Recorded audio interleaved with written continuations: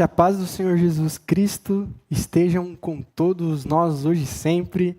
E a paz do Senhor, meus irmãos, minhas irmãs, uma boa noite a todos. Espero que vocês tenham passado por um ótimo domingo, um domingo bem caloroso hoje, bem cidade de São Paulo, que bate o sol nesse asfalto e parece que vai derreter o nosso cucuruco. E a gente que não está na praia fica aqui mesmo na cidade, passando calor. Mas graças a Deus estamos aqui reunidos, eu fico muito feliz em ter essa oportunidade de cultuar com vocês. Para isso, para a mensagem de hoje, para a gente investir os nossos próximos minutos aprendendo o que Deus quer para as nossas vidas, eu vou pedir para você abrir a sua Bíblia na primeira carta de Pedro, capítulo 5, do versículo 1 até o versículo 4, e esse vai ser o nosso texto base para a pregação de hoje, que tem como tema a liderança bíblica como uma marca de uma igreja saudável. E diz assim o texto, em nome do Senhor Jesus, em 1 Pedro 5, do 1 ao 4. Portanto, suplico aos presbíteros que há entre vocês, eu que sou presbítero com eles, testemunha dos sofrimentos de Cristo e participante da glória que será revelada. Pastoreai o rebanho de Deus que está entre vós, cuidando dele não por obrigação, mas por espontaneidade, segundo a vontade de Deus. Nem por interesse de ganho ilícito, mas de boa vontade. Nem como dominadores dos que foram confiados a vocês, mas servindo como exemplo ao rebanho. Quando o Supremo Pastor se manifestar, receberão então a imperecível coroa da glória. Feche seus olhos. Senhor Jesus, nós oramos para que este texto bíblico e as verdades que o Senhor inspirou o seu apóstolo Pedro a escrever sejam neste momento, nesses próximos minutos, direcionadas à nossa vida. Que nossos corações possam ser quebrantados e exortados pela sua palavra. Faça com que a gente possa melhorar e possa amadurecer cada vez mais a sua voz e cada vez mais a sua vontade. É isso que nós oramos. Amém. Pode sentar, meu irmão e minha irmã.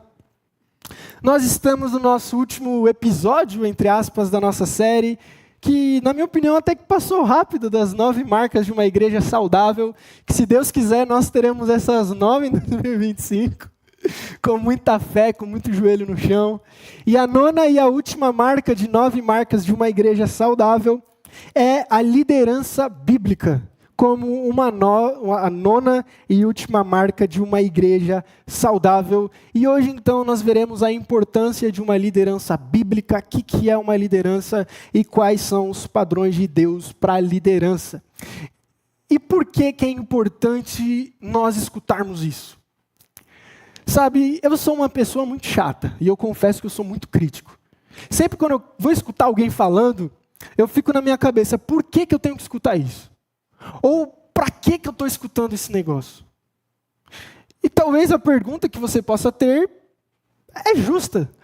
Por que escutar sobre liderança? Para que serve? O que isso interfere na minha vida? E se eu não sou um líder? Para que liderança? Para que eu escutar sobre isso? Mas escutar e entender o que a Bíblia diz sobre liderança não só afeta a liderança da igreja e as nossas vidas, e nós como líderes ou não, mas também afeta a vida daqueles que vão ser liderados. Porque quando uma liderança não é bíblica, os liderados sofrem, a liderança sofre, a igreja sofre. E nós vivemos em tempos marcados por crises de liderança. Seja no campo político, social, empresarial, a gente vive numa crise de autoridade. É muito comum a gente ouvir nos jornais, entre amigos, entre pessoas de confiança, que pessoas estão abusando da autoridade, de manipulação, de líderes, de pessoas corruptas, de pessoas que agem por interesses pessoais, e essa realidade no Brasil e no mundo tem gerado um clima de desconfiança nas pessoas. É muito difícil a gente confiar em alguém. É muito difícil a gente ser submisso a alguma pessoa. A gente vive desconfiando de tudo e de todos. A gente vive sem querer escutar, vivemos querendo duvidar, vivemos com os nossos anseios, querendo respostas e debatendo tudo, porque isso moldou quem nós somos e como nós pensamos. E essa realidade às vezes cria um muro entre a liderança e os liderados e cria divisões entre a própria liderança. Onde muitos sempre questionam o quão legítimo é um líder. Seja pela idade, pelo tempo, pela experiência, pela formação ou não. Vivemos questionando se uma pessoa é legítima para estar fazendo o que faz ou não. E temos cada vez mais considerados muito mais uma postura individualista do que entender uma liderança coletiva.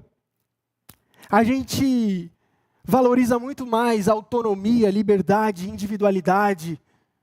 A gente tem como slogan do século: eu faço as minhas regras, eu vivo do meu jeito, do que eu me submeto a líderes. E a todo este contraste do nosso tempo, a Bíblia apresenta não só uma necessidade de liderança, mas também como é uma liderança bíblica. Enquanto o mundo, quando escuta liderança, fala de poder, a Bíblia fala de serviço. Enquanto o mundo, quando fala liderança, fala privilégios, a Bíblia fala sacrifício. Enquanto a gente busca em liderança ambição, a Bíblia busca humildade. E diante desse contexto surge uma pergunta: como deve ser a liderança na igreja de Deus? E as igrejas hoje têm sofrido graves problemas com liderança. Ultimamente nós vimos diversos escândalos em lideranças de igreja, em guerras por poder.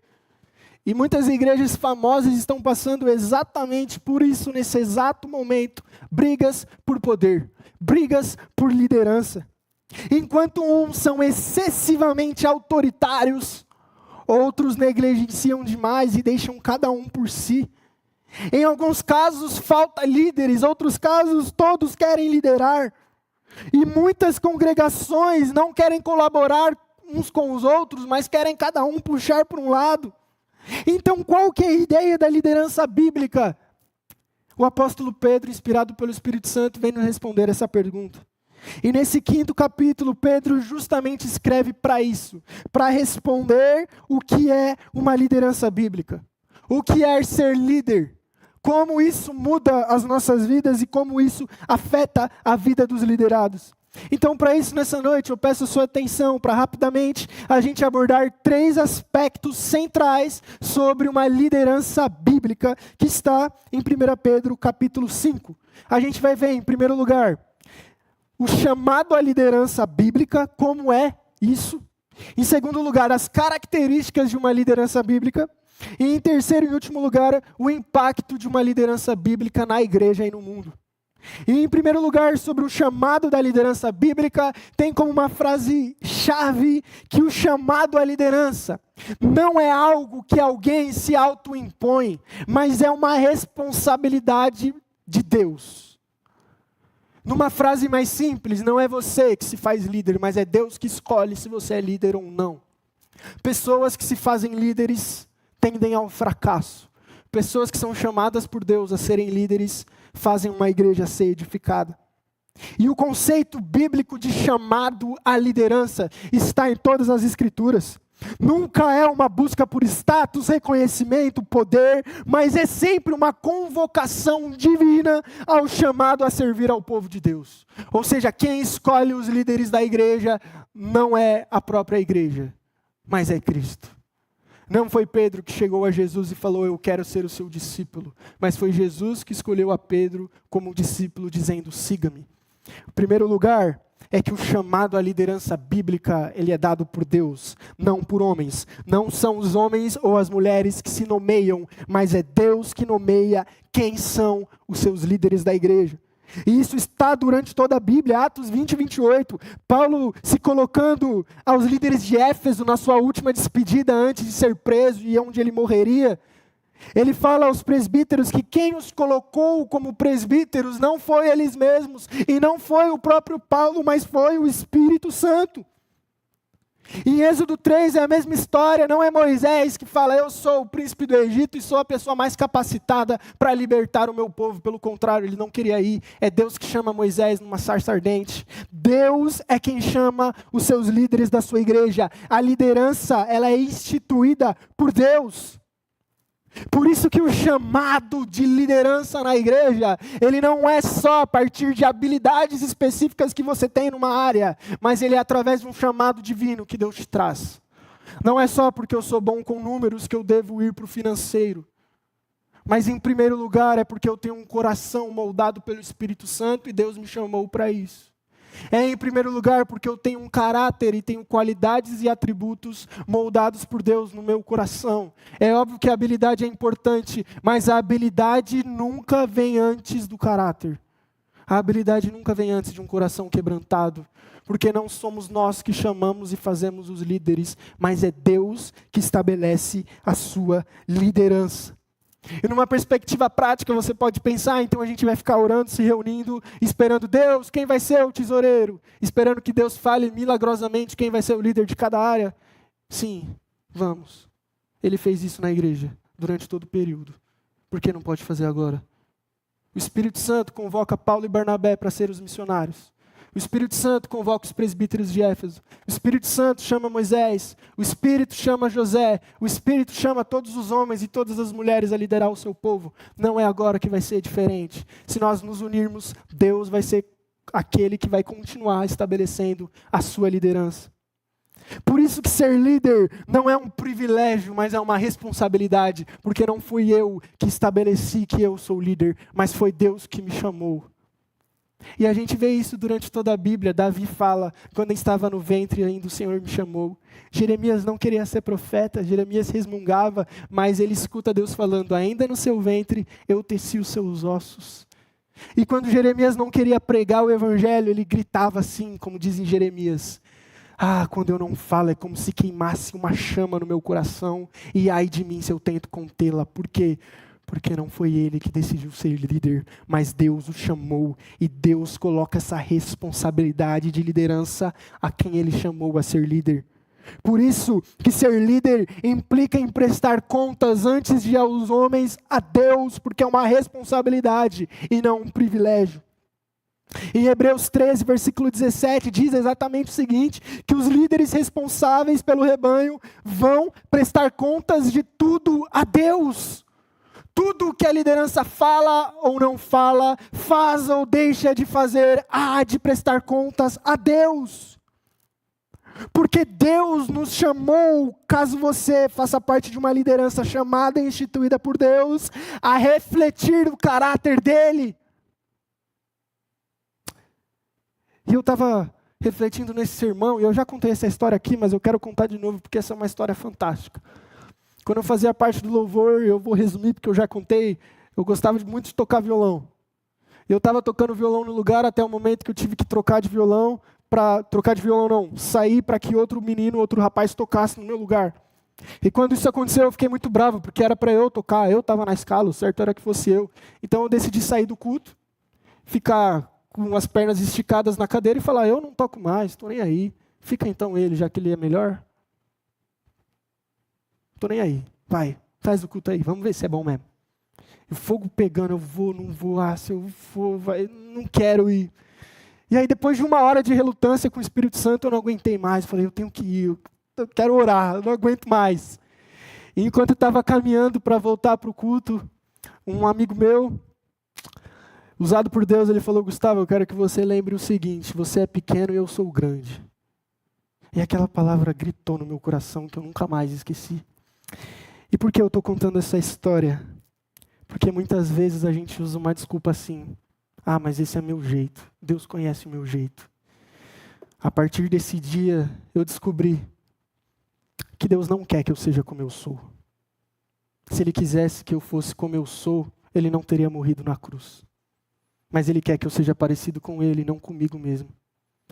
E todas as vezes que eu vou falar algo, que eu vou liderar algo, que vai acontecer algo, eu reflito nisso. Quem está falando? O Gustavo que eu sou ou Jesus? Quem que está falando? O Gustavo que eu era ou o Gustavo que Jesus quer que eu seja? E muitas vezes eu me fecho nisso, mas eu sou assim, mas eu falo mesmo, mas eu sou bravo mesmo, mas eu faço as coisas mesmo, quem me conhece sabe, mas não, Deus não quer que você seja assim. Deus não quer que você fale desse jeito, que você viva desse jeito. E eu aprendi isso, graças a Deus. Deus teve que gritar no meu coração. E todos os dias eu agradeço por isso. Por Ele ter me repreendido assim. Porque Deus não quer que eu seja como eu sou. Deus não passa a mão na minha cabeça e fala: Gustavo, eu entendo o seu temperamento. Não, Ele fala: Gustavo, se arrependa em nome do Senhor Jesus Cristo e mude, porque eu não tolero o seu jeito. Você tem que ser parecido comigo, Gustavo. E graças a Deus, por quê? Porque se eu for líder de acordo com o meu jeito, eu não vou só me destruir, mas eu vou destruir a igreja de Cristo. E em segundo lugar, a gente pode ver também as características dos líderes. Como então tem que ser um líder? Se um líder é chamado por Deus, como são líderes? E Pedro, ele vai afirmar isso, que em primeiro lugar, um líder deve ter cuidado pelo rebanho. Pedro diz: pastoreiem o rebanho de Deus que está sobre os seus cuidados. O cuidado pastoral reflete o caráter de Cristo. Pessoas na liderança não podem ser rudes. Não. Não tem como. A gente tem que ter cuidado pelo rebanho de Deus em cada palavra que a gente fala. E eu lembro de Jesus com os discípulos, que eram os homens complicados, que nem eu. E Jesus fica 3 anos com os discípulos, ensinando todos os dias, vivendo junto.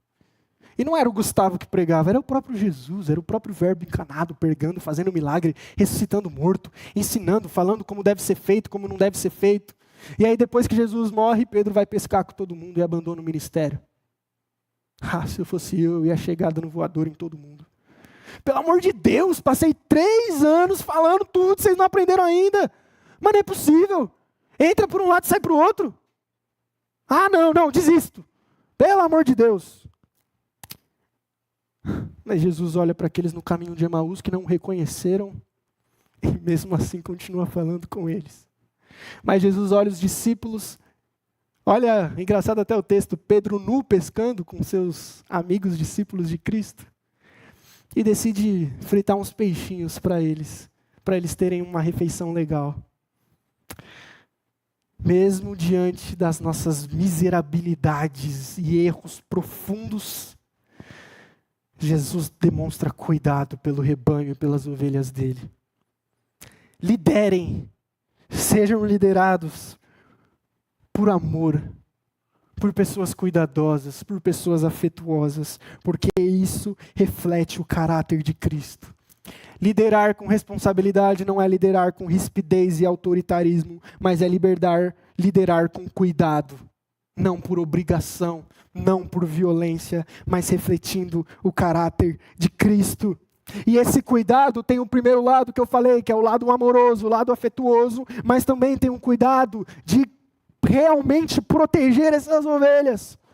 Não deixar que lobos entrem, não deixar que essas ovelhas se percam. Então os líderes devem ser pessoas que tomam conta dos liderados, que amam os liderados, que quando vem alguém triste, mal, se preocupa. Pessoas que querem o melhor, pessoas que falam com amor para construir e não pessoas que criticam. Líderes protegem as ovelhas dos lobos. Pastores chegam a tomar mordidas dos lobos no lugar das ovelhas para proteger elas. Esse deve ser o nosso coração de líder. E em outro lugar, além do cuidado, o texto elenca o serviço voluntário. Não é por obrigação, mas é por livre e espontânea vontade, como Deus quer. Liderança não é forçada, mas ela flui de um coração temente a Deus. Você não lidera porque você é alguém ou porque você fez algo. Eu não sou pastor do Tatuapé porque o pastor Felipe, superintendente, me designou a ser aqui. Eu não simplesmente faço as coisas porque eu tenho um estatuto de sei lá quantos artigos para seguir. Eu faço isso por livre e espontânea vontade, porque eu amo vocês, porque eu amo o ministério, e não porque eu tenho regras a seguir. Eu não prego, eu não abro a Bíblia porque eu tenho que cumprir essa obrigação de domingo às 19 horas, em vez de estar no cinema. Não, eu faço isso porque eu amo vocês, porque eu amo pregar e porque Deus fala comigo. Não é por obrigação. A liderança não é forçada. A gente não deve fazer as coisas, a gente não deve falar as coisas, a gente não deve impor as coisas forçadamente. E às vezes a gente erra estando certo. Mesmo que estejamos certos, mesmo que é isso que deve ser feito, nós não devemos direcionar a igreja por força ou por violência, porque não foi assim que Jesus fez, mas é por paciência e acreditando que quem molda os corações e os crentes é o Espírito Santo. A liderança não é forçada, mas ela flui de um coração humilde, ela flui de um coração que está impactado pela presença de Jesus. Em terceiro, em outro lugar, de como deve ser um líder, ele deve ser um exemplo para os fiéis. O líder deve ser um modelo da igreja. As pessoas devem olhar para você que é líder, seja no seu trabalho, seja na igreja, como um exemplo a seguir. O jeito que você fala tem que ser um exemplo. O jeito que você age tem que ser um exemplo. Muitas vezes a gente gosta, isso é verdade, a gente tem que ter a cara de pau de assumir isso. A gente gosta de assumir um discurso de que eu sou pecador, eu sou falho, eu sou miserável. E é sim, eu sou sim. Mas se a gente foi transformado, esse discurso não cabe mais a nós. A gente tem que ser exemplo e modelo. O jeito que a gente fala, o jeito que a gente age, o jeito que a gente pensa, o jeito que a gente lidera, tem que ser um modelo à igreja. Vocês devem olhar para o pastor, para o líder, para o tesoureiro, para o secretário, para o diácono, para o presbítero, para a diaconisa, para o líder de cada ministério e falar: assim eu devo ser. Como ele está falando, tenho que falar igual. Como ele está andando, tenho que andar igual. Como ele está se vestindo, me visto igual. Essa é a ideia de ser discípulo, é fazer o que o outro está fazendo. É se atentar aos detalhes do seu mestre e começar a seguir os mesmos passos. É isso que Paulo faz. Imitem a mim, porque eu estou imitando a Jesus. Os líderes devem ser exemplos. Não devem se omitir. Não devem fugir disso. Mas ser moldes para o rebanho da igreja. Liderança é o oposto de tirania e autoritarismo, mas liderança é exemplo e modelo às pessoas a seguirem. Por isso, aos líderes, a nós que devemos liderar a igreja, devemos estar vigilantes e zelosos com o rebanho e amá-los nunca com rispidez.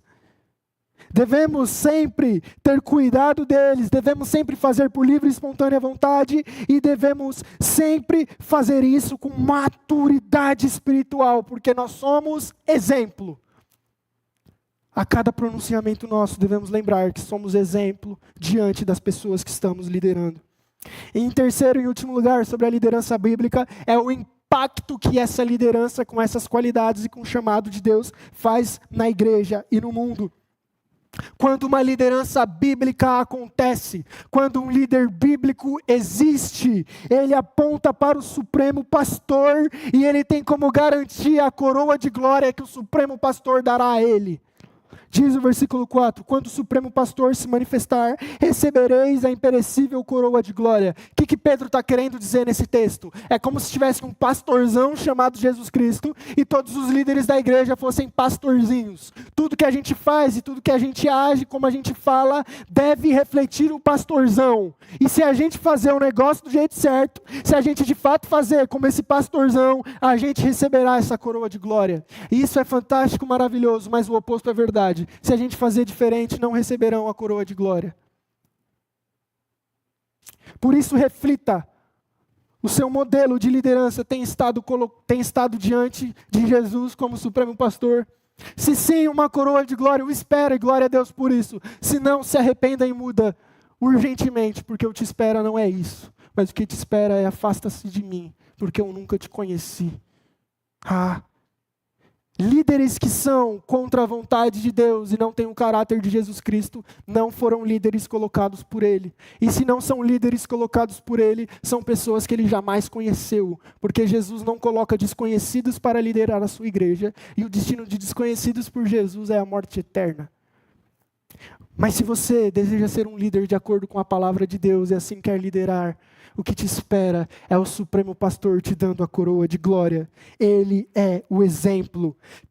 Cristo não apenas lidera com sua autoridade divina, mas também lidera com sua compaixão perfeita. Ele foi o nosso exemplo, aquele que era Deus, aquele que tinha autoridade para falar: faz isso, faz aquilo, eu mando e vocês obedecem. Foi aquele que mais serviu, aquele que merecia ter os pés lavados, foi o que lavou os pés. Não é possível que isso não está falando com a gente, não é possível que Deus não está querendo trazer uma mensagem para a gente com isso. Aquele que tinha que ter os pés lavados por Pedro, foi aquele que colocou a toalha na cintura e lavou os pés dele. Aquele que merecia ter todo mundo ajoelhado diante dele, glorificando, foi aquele que numa cruz, bebendo vinagre, morreu. E a gente, porque a gente recebeu uma pouca coisinha, acha que é alguma coisa. Não. Nós lideramos como exemplo de Jesus Cristo, com humildade. Independente se eu estou na igreja há 10, 15, 20, 30 anos. Independente se fui eu que fiz o tijolo ou a madeira. Independente se sou eu que estou pregando, se sou eu que estou escutando. Independente se eu faço ou não mestrado. Independente se eu sou ou não alguma coisa. Isso não importa. O que importa é se eu sou parecido com Jesus. Porque Ele é o supremo pastor e Ele é a quem eu devo me parecer. Uma liderança bíblica, ela impacta a igreja, porque ela promove unidade, maturidade, crescimento espiritual. Se nós liderarmos a igreja biblicamente, se nós formos líderes fiéis à palavra, nós seremos unidos. Esse ano de 2025 promete, se nós formos uma liderança unida, se nós somos uma igreja junta, nós vamos amadurecer, vamos crescer espiritualmente. Deus vai confiar as almas. Mas se nós não formos, o contrário é verdadeiro. Uma igreja que não tem uma liderança bíblica, ela vai se dividir. Ela vai brigar. Um não vai mais suportar escutar a voz do outro. Um vai ficar triste com o outro. Um vai ficar bravo com o outro. Porque liderança que não é bíblica promove desunião. Liderança que não é bíblica não promove crescimento espiritual. E aí às vezes a gente fala, o que está acontecendo que as almas não vêm? Talvez a nossa liderança não está unida. Talvez a gente não está junto no propósito. Como diz o pastor Zezinho, não adianta eu falar Jesus e você entender Genésio. A liderança tem que estar unida. A gente tem que se amar. A gente tem que estar no mesmo propósito, porque uma liderança bíblica impacta a igreja. E uma liderança bíblica que impacta a igreja, ela impacta o mundo. Uma liderança unida de pessoas que amadurecem, as portas do inferno não prevalecem contra ela. Por que que Jesus gastou tanto tempo ensinando os discípulos? Porque ele falou, eu não vou voltar para o Pai até eu explicar tudinho para os discípulos. E mesmo quando ele volta para o Pai, ele fala, ainda fique em Jerusalém, para que vocês sejam capacitados. Por que que Jesus se preocupava tanto com essa capacitação bíblica e espiritual? Porque ele sabe que uma liderança unida, que se os discípulos fossem capacitados e unidos biblicamente, eles impactariam o mundo. E foi isso que aconteceu. Foram pessoas que pregaram o evangelho, homens simples, pescadores que não eram estudados, mas que impactaram regiões inteiras. Por quê? Porque eles eram uma liderança bíblica e unida pelo poder de Deus. E eu quero concluir falando que enquanto o mundo vai pregar ambição, orgulho, escute a palavra de Deus e seja humilde. Busque o serviço sacrificial. Porque, como disse Jesus, os últimos serão os primeiros. Aquele que serve, que é o maior no reino dos céus, e não aquele que é servido. Que cada líder da igreja, e da nossa igreja, porque eu estou pregando para a gente busque refletir o caráter de Cristo naquilo que a gente faz. Cristo, Ele é o nosso exemplo. Não é Elon Musk, não é Bill Gates, não é nenhum empresário bem-sucedido, não é nenhuma igreja da moda. Nosso exemplo não são meras pessoas e humanos falhos. O meu exemplo não é a minha própria experiência de vida, mas o meu exemplo é Jesus Cristo. Ele é o modelo para como eu devo liderar. E eu quero que você reflita e responda a pergunta: como líder, como pessoa que Deus chamou para refletir o caráter dele no mundo, você tem refletido uma liderança que reflete a liderança de Jesus com os discípulos? Como pessoa chamada por Deus a congregar na igreja, a servir na igreja, seja para tocar no grupo de louvor, seja para abrir a porta, seja para fazer o café, seja para colocar os envelopes de dízimo nas cadeiras, seja para pregar o evangelho, seja para conversar, seja para reunir. Temos refletido o caráter de Deus como liderança do Tatuapé? Temos feito como Jesus fez?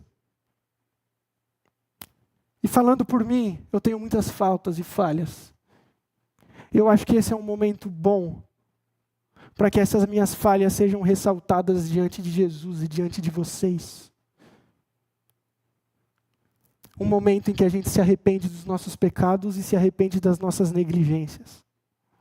Um momento que a gente se arrepende dos nossos maus tratos. Um momento que a gente se arrepende das maneiras em que falamos ou deixamos de falar. Um momento que a gente se arrepende porque a gente reflete e olha para a cruz. E infelizmente, às vezes eu vejo nós muito distantes de como Jesus foi. E às vezes eu olho para a igreja do Novo Testamento e eu sinto tanta vergonha e falo, meu Deus, o que tem de errado comigo? Por que eu não consigo? E muitas vezes a resposta disso é porque eu sou desumilde. Às vezes a resposta disso é porque às vezes eu acho que eu já sei tudo. E não sei. Não, eu não sou. Mas precisamos da ajuda uns dos outros. Precisamos ser uma liderança unida num só propósito. Precisamos perdoar as falhas uns dos outros, os erros uns dos outros e nos amar mais uma vez e olharmos para um ano de 2025 que mal começou como um ano em que a gente pode ser uma liderança bíblica e transformar esse bairro e esses perdidos para a glória de Deus. Não é momento para a gente brigar. Não é momento para a gente perder tempo.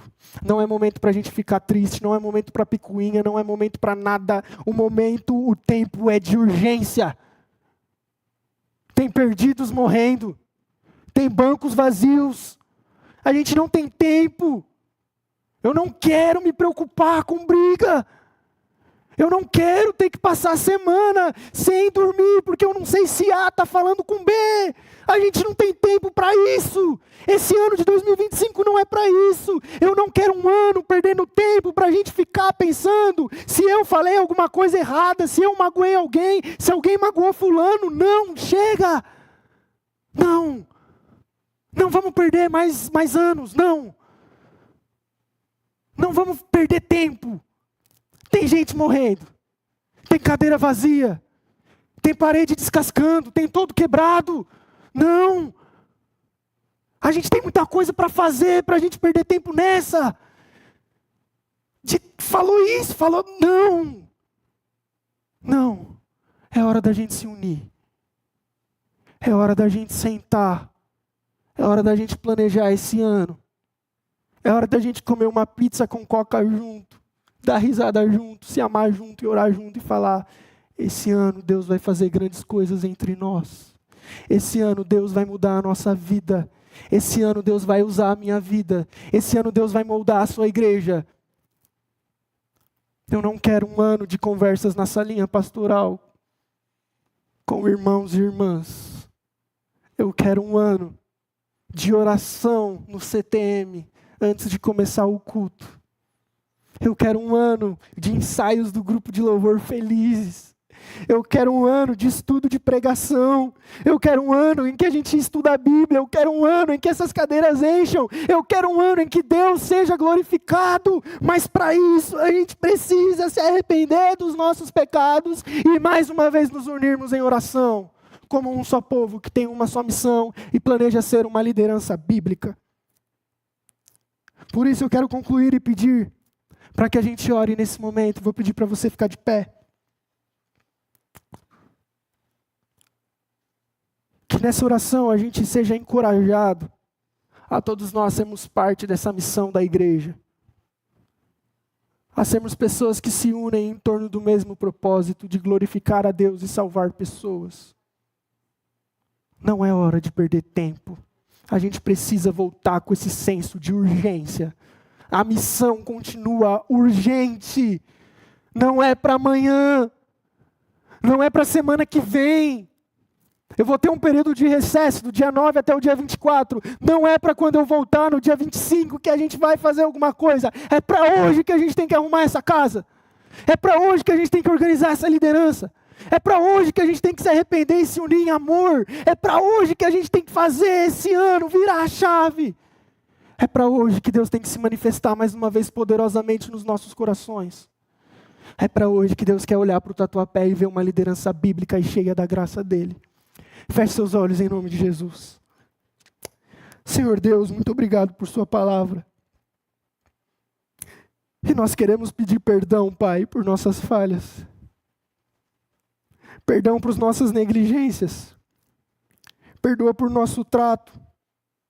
Perdoa porque muitas vezes somos apressados, ansiosos, inquietos.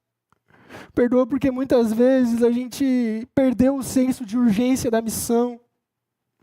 Perdoa porque muitas vezes a gente queima etapa, a gente fala o que não deve falar, age como não deveria falar. Perdoe, Pai, por nossas impulsividades. Não deixe que a gente se prenda nessa filosofia de que eu nasci assim, eu sou assim. Não, Deus, mas muda o nosso coração. Não deixe que a gente gaste um ano inteiro em briga, em desunião, em falta, em falha, mas usa, Pai, para a sua glória esse ano de 2025, que está no primeiro domingo do ano, para que seja um ano em que tenhamos uma liderança bíblica, uma liderança para a glória de Deus. Ah, Pai, queremos ser cheios de Ti, Jesus, mas para isso eu preciso que o Senhor quebre o meu ego. Precisamos que hoje o Senhor quebre joelhos, quebre corações, que a gente possa liberar perdão e pedir perdão uns aos outros nessa noite, por os nossos pecados, Jesus. Una mais uma vez a sua igreja em torno de Jesus, una a sua liderança em torno da sua voz, Pai. Perdoa as nossas falhas, os nossos excessos. Ajuda-nos, Jesus, a nos parecermos cada dia mais com esse Supremo Pastor. E usa-nos, Jesus, nesse ano que acabou de começar, para manifestarmos a sua glória aonde nós estivermos. Ah, Deus, usa-nos e nos capacite para a sua honra e para a sua glória. Em nome do Senhor Jesus. Amém. Glória a Deus. Vamos louvar.